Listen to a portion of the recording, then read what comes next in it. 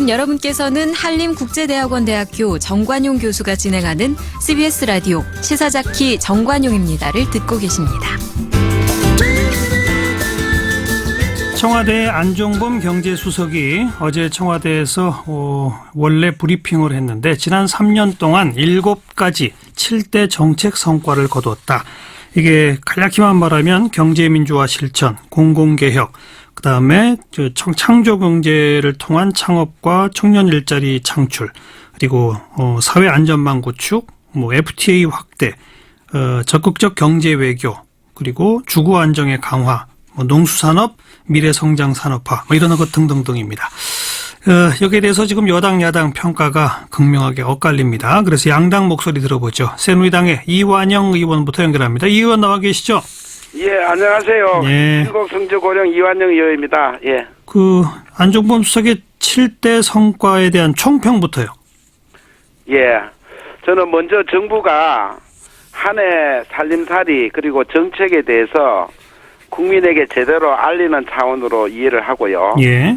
특히 야당 등에서 민생경제 실패 등 일방적인 비판이 있어 왔습니다. 예. 거기에 대해서 정부의 노력에 대해서 제대로 국민들에게 알리고 또 정부는 나름대로 홍보를 해야 되지 않겠습니까? 예. 그래야 국민들이 올바른 박근혜 정부에 대한 올바른 판단을 할 것으로 믿고 예. 오늘 발표가 있었다고 보고요. 예. 여러 가지 지표는 괜찮다고 하지만 실제로 현장에 우리 국민들의 경기 체감도는 정말 어렵습니다. 글쎄 말입니다. 예. 그래서 우리가 참 지금 마지막 국회에서 서비스 발전법, 기업활력법, 노동계획 5법 이것이 반드시 우리 1월 8일까지는 통과돼야 된다고 생각하고 이걸 통과 못 시키면 현역 의원으로서는 상당히 부끄러움이 많다고 생각합니다. 예. 총평에 말씀을 하셨으니까 저도 이제 예. 총체적으로 청와대의 이런 발표에 대한 좀 비판적 시각이 이렇게 있다라고 하는 질문을 드려보면 예. 역대 어느 정부도 못한 7가지 성과를 지난 3년 동안 했다라고 이제 자랑하시지 않았습니까, 청와대가. 네.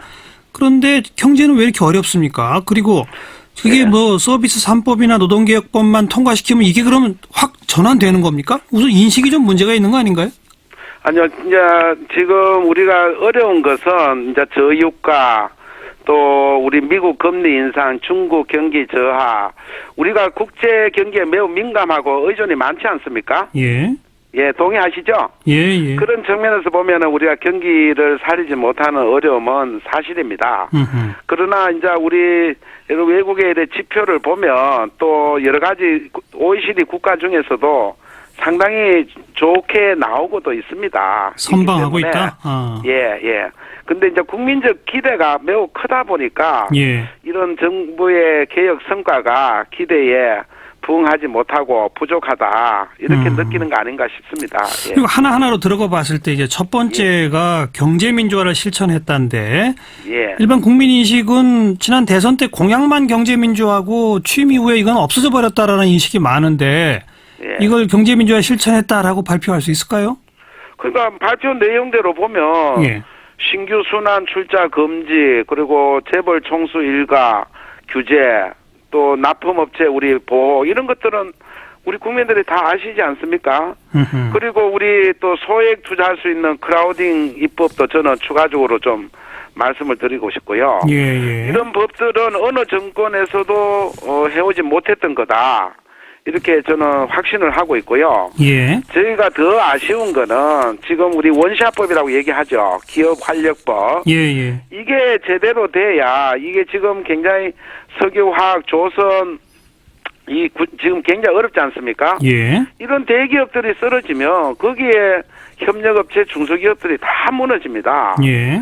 이 법이 되지 않았기 때문에 지금 이 경기도 그 업종들의 경기도 더 어렵다. 그래서 기초체력부터 튼튼히 해야 되는데 알겠습니다. 예, 어렵다고 보고요. 지금 답변하신 개혁 이후에는 재벌 개혁도 저는 따라야 된다고 생각합니다. 그러니까 예. 답변하신 거에서 이제 좀 가닥을 쳐서 3가지 질문을 드리면 네. 첫 번째 신규 순환 출자 금지 맞습니다. 그다음에 총수 일가의 사익 편취를 일감 몰아주기 같은 걸 좀 못하게 한다든지 이것도 좀 표현이 있었어요.